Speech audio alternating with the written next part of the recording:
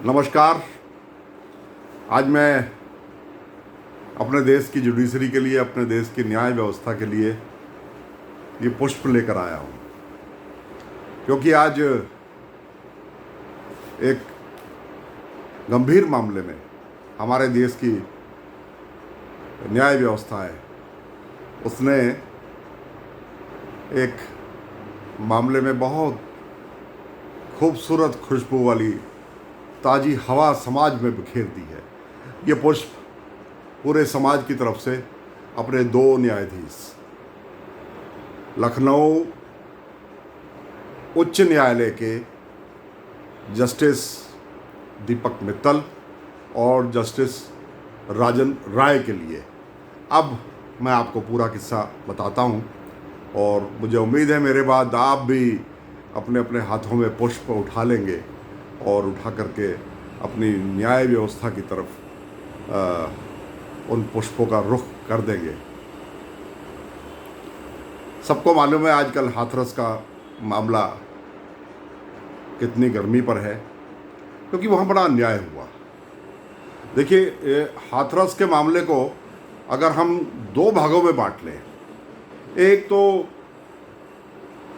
जो उस बालिका के साथ वहाँ हुआ, संभवतः 14 तारीख को ही हुआ था, 14 तारीख को वो एक वहाँ से, और उस बालिका की अपने खेत में जो उत्पीड़न हुआ वहाँ से लेकर के और अस्पताल तक की एक कहानी है।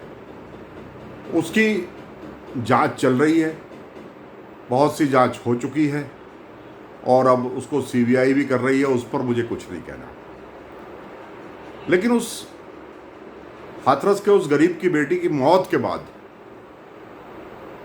जो कुछ हुआ वो एक दूसरा किस्सा है।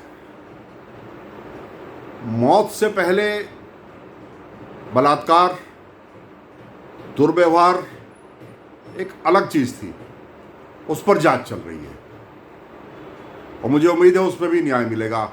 हालांकि सत्ता पक्ष के बहुत सारे लोग उसमें बगैर ये देखे कि उनके कहने से इसमें जांच पर क्या प्रभाव पड़ेगा, क्या नहीं पड़ेगा, अपने अपने बयान, अपने अपने तर्क दे रहे हैं। सभाएं चल रही, पंचायतें चल रही हैं। सीधे सीधे समाज दो हिस्सों में बंट गया। एक वो जो पीड़िता के पक्ष में खड़े हैं, और एक वो जो आरोपियों के पक्ष में खड़े हैं। मैं उस पर कुछ नहीं कहूँगा। मुझे अपनी न्याय व्यवस्था पर और कुछ हद तक जांच एजेंसियों पर अभी भी भरोसा है। जांच एजेंसियों पर भरोसे की बात इसलिए कह रहा हूं कि बहुत बार जांच एजेंसियों ने भरोसा तोड़ा है, मगर न्याय व्यवस्था पर पूरा यकीन है। मैं आज बात कर रहा हूं पीड़िता के साथ जो मृत्यु के बाद हुआ, उसके शरीर के साथ जो हुआ, वो भी किसी उत्पीड़न, किसी दुर्व्यवहार, किसी बलात्कार से कम नहीं था। आज मैंने इसलिए इस कार्यक्रम की शुरुआत में अपने दोनों जस्टिस महोदय को और न्याय व्यवस्था को सैल्यूट किया, सलाम किया, उनके लिए पुष्प अर्पित किए कि उन्होंने आज ये सिद्ध कर दिया कि कानून की देवी के आंखों में पट्टी जरूर बंधी होती है, मगर कानून उसके पीछे से भी सब कुछ देखता है। और न्याय व्यवस्था के अंदर एक समाज से ज़्यादा संवेदनाएं हैं। हमारी लखनऊ बेंच ने जो दो न्यायाधीशों का नाम मैंने आपके सामने लिया अभी, जस्टिस दीपक मित्तल और जस्टिस राजन राय, उन्होंने स्वतः संज्ञान लिया उस घटना का, जिस घटना में जिलाधिकारी अपने आप को शायद भगवान से भी ऊपर समझ करके उस गरीब और पीड़ित परिवार को घर में धमका रहे थे और धमका के ये भी बोल रहे थे, वो वीडियो मैंने देखा है, कि ये मीडिया सब 4 दिनों में चला जाएगा, उसके बाद तुम और हम और पूरा गांव यहाँ रहेगा। इसलिए अब अपने बयान बार बार बदलने की कोशिश की तो सोच लेना। यही कहा था ना जिलाधिकारी महोदय आपने, और आपने कितना बड़ा झूठ पूरे समाज के सामने, पूरे मीडिया के सामने कहा था। जिलाधिकारी महोदय प्रवीण कुमार जी, आज आपका नाम लेकर के बोलना पड़ रहा है। बोला था ना आपने, कि हमने तो जो पीड़ित परिवार है उसकी सहमति ले ली, और फिर एक झूठ आपने और कह दिया, और आपने अपने मातहतों से जो आपके नीचे काम करते हैं उनसे ये और कहलवा दिया कि ये भी बोल देना कि जो पीड़िता है उसके परिवार के लोग उसके अंतिम संस्कार में, जो हुआ ही नहीं, अंतिम संस्कार उस पीड़िता का जो हुआ ही नहीं उसमें शामिल थे और उनकी सहमति से हुआ। दो बातें आपने झूठ बोली, सरेआम झूठ बोली। लेकिन मैंने कहा ना, कानून की आंखों पर न्याय की देवी पट्टी बांधकर न्याय करती है, बगैर ये देखे कि सामने वाला जो दोनों पक्ष हैं उनमें से किसकी हैसियत क्या है। मगर उसके बाद भी उनको सब आर पार नज़र आता है उसके। और एक गरीब की बेटी जिसको आपने डरा धमका के जिससे उनकी बेटी के शव को छीन कर आधी रात को डीजल पेट्रोल या पता नहीं किस चीज़ से ला करके जला दिया, वो अंतिम संस्कार नहीं है। अंतिम संस्कार के नियम रीति रिवाज होते हैं। आपने सरेआम सबूत मिटाने के उद्देश्य से, और ये किसके इशारे पर हो रहा है इस बात को पूरा देश समझता है। ये सीधे सीधे जो प्रदेश के हुक्मरान हैं, जो प्रदेश के कर्ता धर्ता है, ये उनके इशारे पर आपने किया और आप उन्हीं के भरोसे झूठ बोल रहे थे। मुझे खुशी है और आज पूरे देश के सामने ये बात बताना चाहता हूँ। वैसे तो अधिकांश लोगों को मालूम है, लेकिन ऐसे मामलों का महिमा मंडन होना चाहिए, क्योंकि इसमें हमारी उच्च न्यायालय हाईकोर्ट ने स्वतः संज्ञान लिया। जहां समाज और समाज के तथाकथित ठेकेदार असफल हो गए इस मुद्दे को उठाने में, हमारी न्याय व्यवस्था ने खुद इस बात का संज्ञान लिया और कोर्ट ने सभी बड़े अधिकारियों को, जिलाधिकारी, SP, SDM, city magistrate, CO और यहाँ तक कि जो लखनऊ से निर्देश प्राप्त करके आगे भेज रहे थे, ACS, additional chief secretary, additional DG, law and order, गृह सचिव, इन सब को तलब किया। और इन सबको केवल तलब ही नहीं किया, उनके साथ साथ वो जो पीड़ित परिवार है उस पीड़ित परिवार के 5 लोगों को भी तलब किया। उन्होंने कहा नहीं, ये आमने सामने बात होगी। तो ऐसा नहीं है कि जब न्याय व्यवस्था अपनी पर आ जाए तो न्याय नहीं मिलता। ये काम साधारण रूप से कम 6 से 8 माह का था और उसके बाद भी ये सब वकीलों के माध्यम से होता। मगर कोर्ट ने एक नज़ीर पेश कर दी, एक उदाहरण पेश कर दिया कि क्यों पूछे किसी थर्ड पर्सन से। सीधे सीधे जो पीड़ित पक्ष और जिन्होंने ये सब किया उन दोनों को आमने सामने बैठाते। ये मैंने तो पहली बार देखा है। मैंने कभी नहीं देखा कि पहली ही पेशी में वो पीड़ित पक्ष, वो 5 लोग उसके परिवार के, उसके माँ, उसके पिता, उसके दोनों भाई और एक भाभी, जहाँ तक मेरा ख्याल है, मैं ठीक हूँ, बहरहाल 5 परिजन थे उस पीड़िता के। वो सारे के सारे वहाँ पर बुलाए और पूरी पुलिस व्यवस्था, पूरी पुलिस सिक्योरिटी के साथ बुलाए और उनको पूरी सुरक्षा भी प्रदान करने के आदेश किए और आमने सामने बिठा करके कहा कि हाँ बताइए क्या है।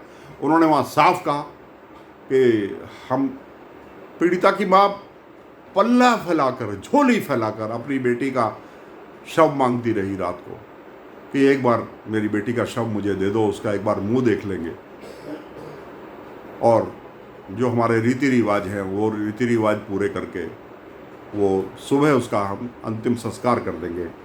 अगर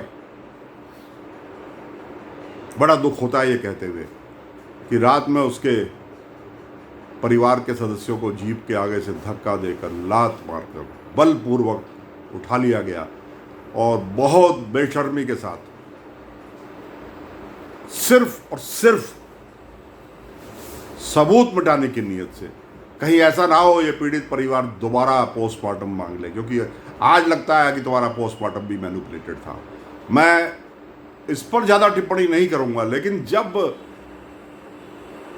पीड़ित परिवार के सामने हमारे न्यायाधीशों ने इन आला अधिकारियों से जो गरीब आदमी पर रौब गाफिल करते हैं, जब ये पूछा कि अगर आपकी बेटी होती एडीजी साहब, एसीएस साहब, तो क्या आप भी ऐसे बिना अपनी बेटी का मुंह देखे आधी रात को उसका दाह संस्कार करने देते?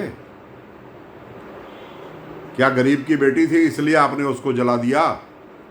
जिलाधिकारी महोदय, आपने बिना परिवार की सहमति के और बिना परिवार की उपस्थिति के कैसे आधी रात को इनका शव जला दिया, उसकी बेटी का, उस पीड़िता का? तो वो जिलाधिकारी जो मीडिया पर रौब गाफिल करते थे, चुप रहे, उनकी जुबान सिल गई। यही तो हम देखना चाहते थे। इस पूरी घटना को न्याय तो मिल गया, न्याय की शुरुआत तो हो गई। चुप रहे, उनके होठ सिल गए, जवाब नहीं बना उनसे कोई, क्योंकि झूठ कहा था। पूरे देश को देखना चाहिए कि वो जिलाधिकारी जो उस पूरे ऑपरेशन की देखरेख कर रहे थे, जो हमारे मीडिया के सामने हम लोगों को बताने के लिए और सत्ताधीशों की गुड बुक्स में आने के लिए इस असंवैधानिक, अमानवीय दाह संस्कार जो हुआ ही नहीं, वो दाह संस्कार नहीं था, वो डीजल डाल करके एक लाश को जलाना था। वहां तो वो कह रहे थे कि सब परिवार की मर्जी से हुआ, मीडिया झूठ बोल रहा है। तो जिलाधिकारी महोदय, क्यों आप चुप हो गए कोर्ट में? देश जानना चाहता है आपसे, और मैं पूरे देश के संवेदनशील लोगों से कहना चाहता हूं कि आप मुझे आज सब्सक्राइब करें ना करें, लेकिन इतने कमेंट लिखिए इस जिलाधिकारी के लिए, इस एसीएस के लिए, इस एडिशनल डीजी के लिए और इस पूरी व्यवस्था के लिए कि जो जिलाधिकारी प्रवीण कुमार हाथरस का कोर्ट के अंदर जवाब नहीं दे पाया, उसको क्या अधिकार है हाथरस का जिलाधिकारी बने रहने का? कैसे रह सकता है? किस मुंह से रह सकता है? किस नैतिक अधिकार से, किस संवैधानिक अधिकार से वो रह सकता है? उसके खिलाफ जरा लिखिए तो। और आपको लगता है कि उनका चुप रहना ठीक है तो उसके समर्थन में भी लिखिए, मुझे उस पर ऐतराज नहीं है। लेकिन ये दोहरा रवैया, समाज में रौब आप झाड़ोगे और न्यायालय के सामने आपकी जुबान बंद हो जाएगी, ये तो नहीं चलेगा। और अब आपको 2 नवंबर को उसका जवाब देना है, लिखित में जवाब देना है। 2 नवंबर बहुत दूर नहीं है, लेकिन मैं सैल्यूट करता हूँ अपनी न्याय व्यवस्था को। और आज तो मैं ये वीडियो बना रहा हूँ, एक्चुअली तो ये वास्तव में तो ये कल शाम को, कल दोपहर बाद ये फैसला, ये जो ऑब्जर्वेशंस हैं, ये कल हमारे फैसला तो बहुत बाद में आएगा। ऑब्जर्वेशंस और टिप्पणियाँ जो दोनों न्यायाधीशों ने की हैं, ये तो कल शाम को आ गई थी, लेकिन वो डेवलप होते होते फिर उसकी ऑथेंटिसिटी भी देखनी पड़ती है, क्योंकि न्यायालय पर इस तरह से टिप्पणी नहीं की जा सकती। मैं न्यायालय का बहुत सम्मान करता हूँ। मैं आपकी न्याय व्यवस्था में दखल नहीं दे रहा न्यायाधीश महोदय, लेकिन मैं कहना चाहता हूँ कि आपने आज पूरे समाज का दिल जीत लिया। बहुत बार ऐसे निर्णय आ जाते हैं कि लोगों को लगता है कि न्याय मिलना मुश्किल है, लेकिन आपने ये पहल करके, स्वतः संज्ञान लेकर के जो ये समाज को एक नया रास्ता दिखाया है कि ऐसा भी हो सकता है। हुक्मरानों, ये मत समझो कि जो आप कर लोगे काला पीला स्वाहा हो जाएगा, सब सफ़ेद हो जाएगा। नहीं, ये नहीं होगा, ये नहीं चलने वाला। ये हमारे लखनऊ की हाई कोर्ट बेंच ने, जिसमें ख़ास तौर पर जो हमारे न्यायाधीश महोदय हैं, मैं फिर से एक बार उनका नाम ले रहा हूँ, जस्टिस दीपक मित्तल और जस्टिस राजन राय, इन दोनों ने जो रास्ता दिखाया है, इससे कम से कम भविष्य में डरोगे, अन्याय करने से डरोगे। सिर्फ हुक्म बजाना ही आपका काम नहीं है, आपको अपने विवेक से निर्णय लेने होते हैं। ये मैं अधिकारियों से कहना चाहता हूँ। मैंने बहुत सत्ता देखी है और बहुत मैंने अधिकारियों के साथ, ब्यूरोक्रेसी के साथ काम भी किया है।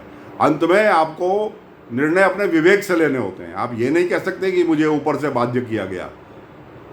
आपको ऑर्डर भी दिया जाए तब भी आपको वो ऑर्डर, उसको डिसओबे करने का, उसको ना मानने का अधिकार आपको है, अगर आपके विवेक से वो ऑर्डर गलत है तो। हो गई ना बोलती बंद। तो पूरा देश आज इस मामले पर उस जिलाधिकारी और पूरे जिला प्रशासन को। इसके जिम्मेदार जिलाधिकारी हैं। नीचे के अधिकारी उनसे निर्देश ले रहे थे, क्योंकि जिलाधिकारी कह रहे थे कि मुझे ऊपर से निर्देश हैं। ऊपर से निर्देश भी है और आशीर्वाद भी है, तो ये आशीर्वाद काम नहीं आया ना, नहीं आया काम आपके, क्योंकि आपने अपने विवेक से निर्णय नहीं लिया। आपकी अंतरात्मा उस वक्त मर गई थी, इसीलिए तो आपने किसी की बेटी का शव छीना रात को और उसको जला दिया, जिससे आप अंतिम संस्कार कह रहे हो। अंतिम संस्कार में एक अंतिम संस्कार कराने वाला पंडित होता है, पिंडदान होते हैं, घर के अंदर होते हैं, चौराहे पर होते हैं, परिजन जो उसका पात्र है। आप कैसे उसके पात्र हो गए? वो लावारिस नहीं थी। वो जो पीड़िता मरी वो लावारिस नहीं थी कि ये हरिद्वार के गंगा घाट पर लावारिस लाश जला दिया आपने 4 टायर जोड़ के कि किसी तरह से इसको फूका जाए ताकि बीमारियां ना फैले घर में। उसका पूरा परिजन वहाँ से 100-200 मीटर दूर इंतजार कर रहा था और आपने उसको लावारिस की तरह जला दिया। उसके एक भी परिजन का उस पर हाथ नहीं लगा। वो उस बिटिया को दाग देने का, उस बिटिया को मुखाग्नि देने का अधिकार किसका था? किसका था? एक पुलिस के कांस्टेबल का। आपको शर्म नहीं आती? जिलाधिकारी महोदय इसलिए लगा रहा हूं कि आपसे पहले भी अच्छे अधिकारी रहे हैं और आपके बाद भी अच्छे अधिकारी रहे, वरना प्रवीण कुमार जी आप ये महोदय लगाने के पात्र नहीं हो, ये आपसे कहना चाहता हूं। तो आज समाज को एक नई राह दिखाई दी। मैंने इसलिए आज शुरुआत में पुष्प अर्पित किए अपने न्यायाधीशों को और पूरी न्याय व्यवस्था को मैंने पुष्प अर्पित किए हैं आज की। जब सब खत्म हो जाता है, जब सब भ्रष्ट हो जाते हैं, जब सब के सब राजा की गलत आज्ञा के सामने सिर झुका लेते हैं, तब भी हमारा न्याय व्यवस्था, हमारी न्यायपालिका खड़ी रहती है। मुझे उम्मीद है कि हमारे जो वकील साथी हैं, जो न्याय व्यवस्था से जुड़े हुए अन्य साथी लोग हैं, जो कोर्ट में रोज़ अलग अलग मुद्दों को लेकर के बहस करते हैं, वो भी इस पर अपने कमेंट्स करेंगे। मुझे आज बहुत खुशी है, आज एक संतुष्टि मिली कि एक पीड़िता को न्याय मिलने की शुरुआत हुई है। इन्हीं शब्दों के साथ मैं आज आप सबका एक बार पुनः इन पुष्पों के साथ अभिनंदन करता हूँ। नमस्कार।